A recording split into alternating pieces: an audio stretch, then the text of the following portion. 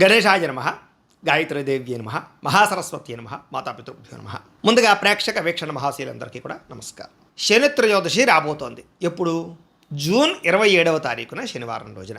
ఎవరైతే కుంభ, మీన, మేష, సింహ, ధనుస్సు రాశి వారు ఉన్నారో వీళ్ళందరికీ కూడా ఈ రాబోయేటటువంటి శని త్రయోదశి చాలా చాలా ముఖ్యము, చాలా ఇంపార్టెంటు, చాలా మహాపర్వదినం.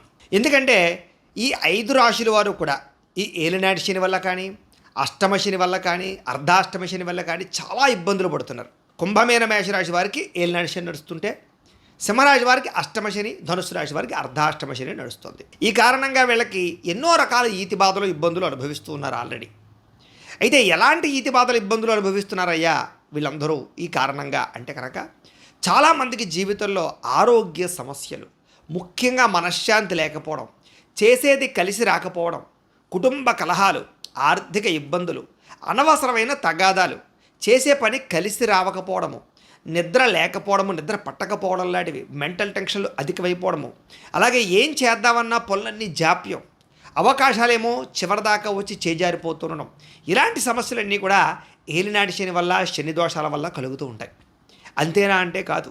ముఖ్యంగా రుణబాధల్ని కలగజేసేటటువంటి వాడు, అప్పుల పాలు చేసేటటువంటి వాడు, అవమానానికి గురి చేసేటటువంటి వాడు, లేదా డబ్బులు వృధాగా ఖర్చు పెట్టడానికి కారకత్వం అయ్యేటటువంటి వాడు, అలాగే ప్రేమించినటువంటి వ్యక్తులకి మధ్య అనవసరమైన తగాదాలు లేదా వివాహ సంబంధాలు చివరిదాకా వచ్చి ఆగిపోతూ ఉండడాలు, లేదా సంతాన ప్రయత్నాలు చేసేవారికి మిస్క్యారీలు అవుతూ ఉండడాలు, లేదా సరైనటువంటి సంతాన సౌభాగ్యం కలగకపోకుండా ఉండడాలు, ఇలాంటి కారణాలు కూడా ఏలినాటి శని, అష్టమ శని, అర్ధాష్టమ శని ఉన్న ప్రతి సమయంలో అలాగా వీటి వల్ల కూడా ఇబ్బందులు తలెత్తుతూ ఉంటాయి.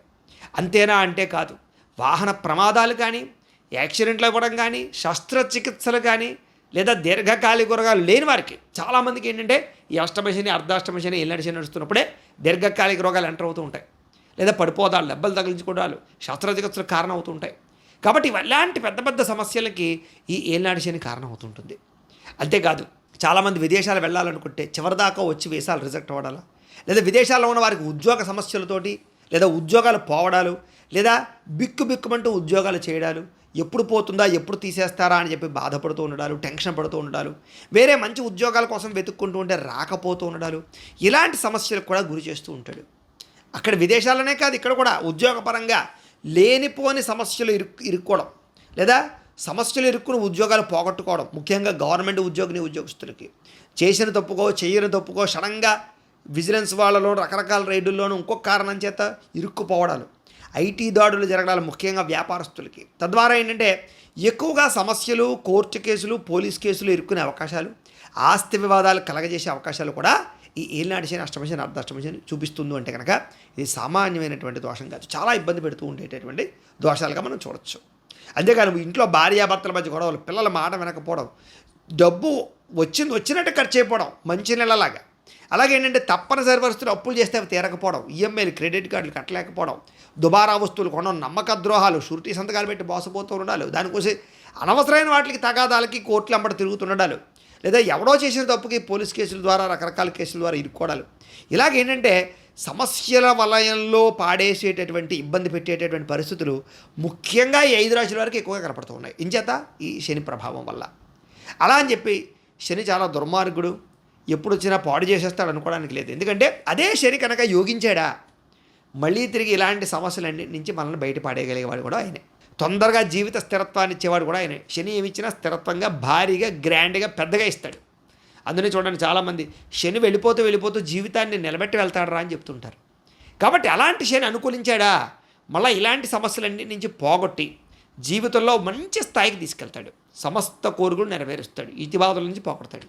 మరి ఏ రకంగా ఈ శని దోషాలని పోగొట్టుకుని మన జీవితంలో ఉండే సమస్యల నుంచి బయటపడాలయ్యా అన్నట్లయితే కనుక అలాంటి వారి గురించే అదృష్టంగా వచ్చినటువంటిదే ఈ శని త్రయోదశి. అయితే చాలా శని త్రయోదశులు వస్తాయి.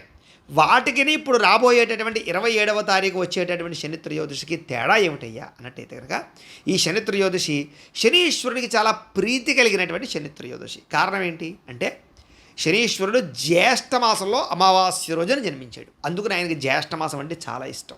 అలాంటి జ్యేష్ఠమాసంలో వచ్చేటటువంటి శని త్రయోదశి కాబట్టి ఆ రోజున ఎవరైతే శనీశ్వరుడికి సంబంధించినటువంటి జప, తర్పణ, హోమ, మండప ఆరాధనలు చేస్తారో, లేదా తైలాభిషేకాన్ని చేస్తారో దానికి సంబంధించి దానాన్ని చేస్తారో మంత్రానుష్ఠానం చేస్తారో కనీసం శనీశ్వరాయ నమః అని తలుచుకుంటారో వాళ్ళందరికీ కూడా శని దోషాన్ని పోగొట్టడంలో సంశయం లేదు. అంత విశేషం, అంత గొప్ప సుదినం అది ఆ రోజు. మరి ఏం చేయాలండి, ఆ రోజున ఎలాంటి పరిహారాలు పాటించాలి లేదా ఏం చేయాలి అన్నట్లయితే కనుక దీనికి 2 రకాల ఉపాయాలు నేను మీకు చెప్తాను. ఒకటి ఏంటంటే కనుక సంపూర్ణ శనైశ్చర గ్రహ దోష పరిహార శాంతి ప్రక్రియ. దాన్ని ఎలాగంటే కనుక దాన్ని బ్రాహ్మణ ద్వారా చేయించాలన్నమాట. అంటే దీన్ని ఎలాగంటే కనుక ఇందులో పాల్గొనడం ఏంటంటే కనుక మేము మా పీఠంలో, మాది వెదురుపాక గాయత్రి పీఠంలో ఏంటంటే నేను ఆ రోజున చక్కగా కొంతమంది బ్రాహ్మణులు పెట్టి ఎవరైతే ఈ యొక్క శని దోషంతో బాధపడుతున్నారో వాళ్ళ యొక్క గోత్రాలు పేర్లు తీసుకుని ఆ గోత్రనామాలతోటి మా పీఠంలో ఉండే బ్రాహ్మణ ద్వారా ఆ రోజున విఘ్నేశ్వర పూజ, తిల మండప ఆరాధన, అంటే నువ్వులతోటి మండపాన్ని వేసి చక్కగా అందులో శనీశ్వరుని ఆవాహన చేసి ఆరాధన చేసి అధిదేవత ప్రత్యధిదేవత సహితంగా ఆవాహన చేసి అలాగే నవగ్రహాలని ఆవాహనం చేసి అలాగే అష్టదిక్పాలకులని బ్రహ్మాది దేవతలని ఇంద్రాది దిక్పాలకులని అందరూ కూడా ఆవాహన చేసి చక్కగా అర్చన చేయడం జరుగుతుంది. అదయిన తర్వాత తైలాభిషేకం, అంటే ముఖ్యంగా ఇక్కడ మందపల్లిని ఉంటుంది, అక్కడ చాలా విశేషం శనీశ్వరుడు మందేశ్వరుడిని ప్రీతి. అక్కడికో 2 బ్రాహ్మణులు పంపించి ప్రత్యేకంగా అక్కడ తైలాభిషేకాన్ని చేయించడం అందరు గోత్రనామాలతోటి.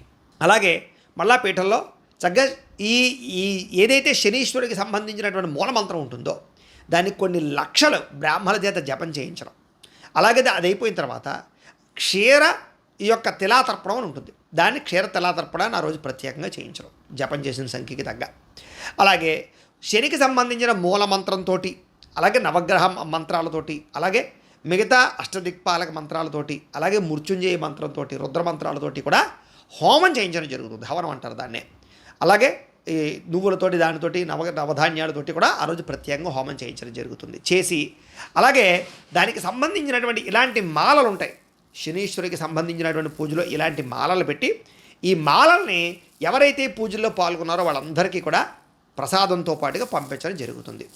ఎవరైతే ఈ మాల మెళ్ళలో ధరిస్తారో వాళ్ళందరికీ కూడా శని దోషము కానీ, నరదిష్టి కానీ, నరఘోష కానీ, ఎలాంటి దోషాలు ఉన్నా కూడా సంపూర్తిగా తొలగడమే కాదు, ప్రమాదాలు కానీ యాక్సిడెంట్లు కానీ ఏవీ జరగకుండా ఉంటాయి, ఐశ్వర్యం నిలబడుతుంది, అలాగే దిష్టి తగలకుండా ఉంటుంది. చాలా అద్భుతమైనటువంటి జీవితంలో మార్పు అయితే మీరు చూడబోతారు.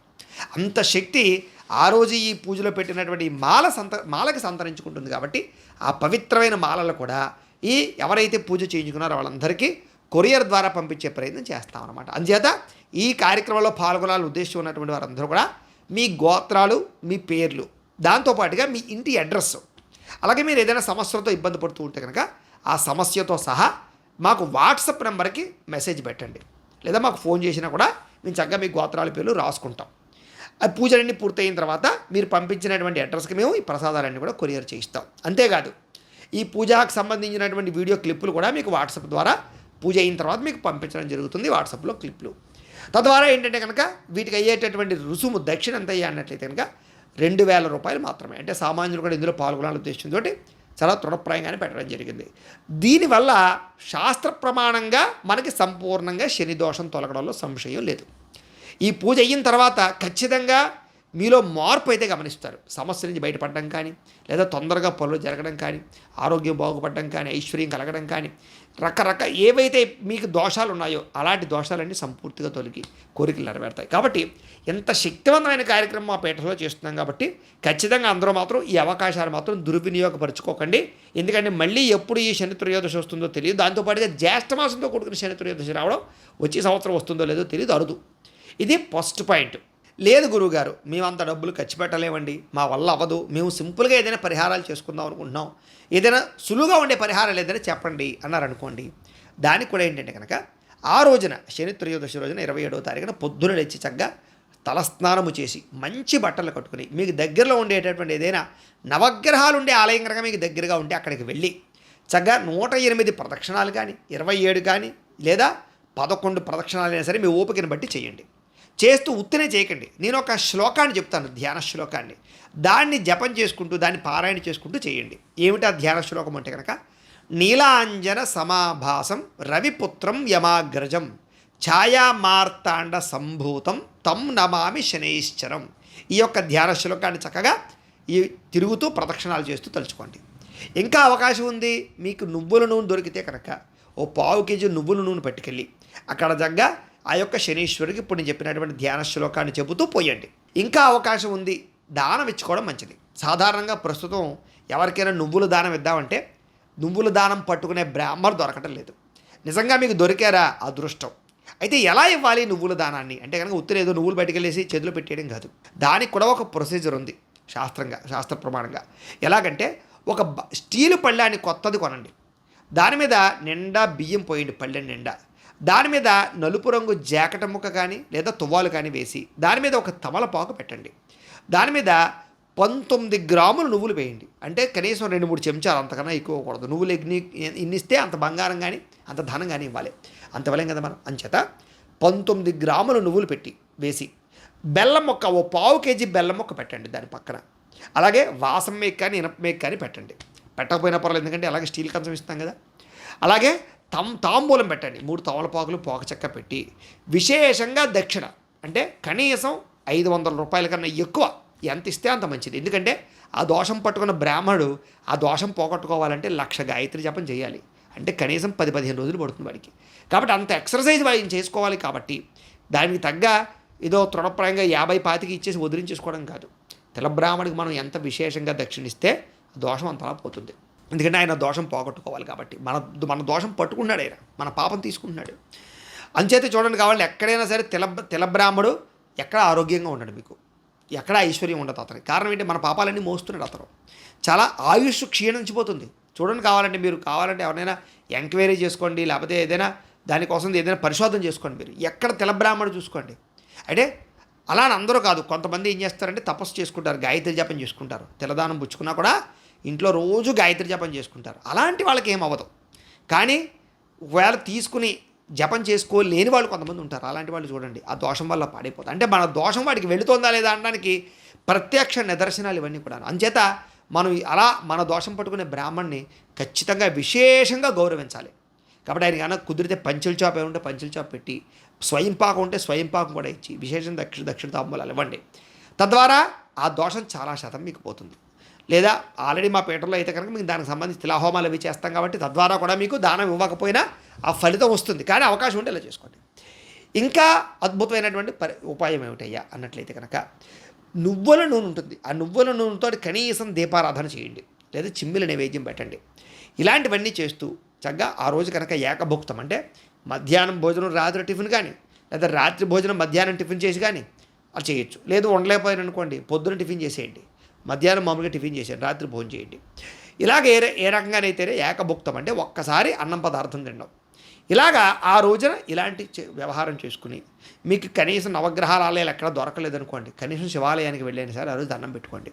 ఇలా చేసుకున్నట్లయితే కనుక మీకు ఈ శని దోషం సంపూర్తిగా తొలగడమే కాదు, రాబోయే రోజుల్లో మీకు దీనివల్ల కలిగేటటువంటి ఎటువంటి ఇబ్బందులు కలగకుండా సకలేశ్వరి భోగభాగ్యాలు కలుగుతారు. అంత విశేషం ఈ రాబోయే 27వ తారీఖు వచ్చే శని త్రయోదశి ఉంది. కాబట్టి ప్రేక్షకులందరూ కూడా చక్కగా ఈ అవకాశాన్ని సద్వినియోగపరుచుకునే ప్రయత్నం చేయండి అని ప్రత్యేకంగా తెలియజేస్తూ, అందులాగే ఇప్పుడు మేము చెప్పినటువంటి కార్యక్రమంలో పాల్గొనే ఉద్దేశిస్తున్నట్లయితే కనుక ఈ కింద కనపడుతున్నటువంటి ఫోన్ నెంబర్ల ద్వారా మమ్మల్ని సంప్రదించవచ్చు అని ప్రత్యేకంగా తెలియజేస్తూ, దీనికి సంబంధించినటువంటి ఏమైనా అనుమానాలు ఉన్నట్లయితే కనుక కామెంట్ల రూపంలో పెట్టండి, మీకు రిప్లై ఇస్తాం. లేదా మీరు ఫోన్ చేసినా కూడా మీ సందేహానికి సమాధానాన్ని తెలియజేస్తామని తెలియజేస్తూ, అలాగే ఈ వీడియో కనుక మీకు నచ్చినట్లయితే లైక్ మాత్రం ఖచ్చితంగా చేయండి. ఈ వీడియో కింద కామెంట్లో ఓం శనైశ్చరాయ నమః అని కామెంట్ పెట్టండి, ఆయన్ని తలుచుకుని పెట్టండి. తద్వారా కూడా కొంత శనిగ్రహం అనుకూలం కలుగుతుంది. ఎందుకంటే ఆయన అనుకూలం కలగందే ఇలాంటి కార్యక్రమాలు మనం చేయలేం. కాబట్టి ముందుగా అందుకనే చూడండి, సత్యనారాయణ వ్రతంలో కూడా ముందర ఓ సత్యనారాయణ స్వామి నీ పూజ చేద్దాం అనుకున్నాను సంకల్పం చేసుకుని బయలుదేరితేనే పనులు అవుతాయి. అలాగే ఇప్పుడు కూడా మీరు ఏం చేస్తారంటే రాబోయే శని త్రయోదశి రోజున శని దోషం పోగొట్టుకోవాలంటే ఇప్పుడే సంకల్పం చేయండి. వీడియో చూస్తున్నప్పుడే మీరు కామెంట్లో ఒక్కసారి ఓం శనైశ్చరాయ నమః అని కామెంట్ పెడితే మీరు సంకల్పం చేసినట్టే. అలాగే లైక్ కొడితే సంకల్పం గంట కొట్టినట్టే. అంటే మీరు పని ప్రారంభం అవ్వబోతోందన్నమాట. మీకు రాబోయే రోజుల్లో శని దోషం తొలగబోడానికి ఖచ్చితంగా శనీశ్వరుడు అనుగ్రహిస్తాడనమాట. కాబట్టి ఆ రకంగా భావించండి, చక్కగా ఎదరికి వెళ్ళండి, చక్కగా శని దోషం పోగొట్టుకోండి. మీరందరూ సకలేశ్వరి భోగభాగాలు పొందండి అని మనస్ఫూర్తిగా శనీశ్వరుని ప్రార్థన చేసుకుంటూ స్వస్తి.